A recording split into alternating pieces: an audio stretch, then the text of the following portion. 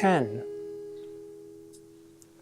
For shame deny that thou bear'st love to any who for thyself art so unprovident. Grant if thou wilt, thou art beloved of many, but that thou none lovest is most evident. For thou art so possessed with murderous hate, that 'gainst thyself thou stick'st not to conspire, seeking that beauteous roof to ruinate, which to repair should be thy chief desire. Oh, change thy thought, that I may change my mind. Shall hate be fairer lodged than gentle love?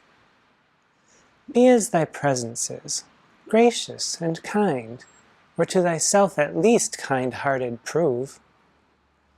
Make thee another self, for love of me, that beauty still may live in thine or thee.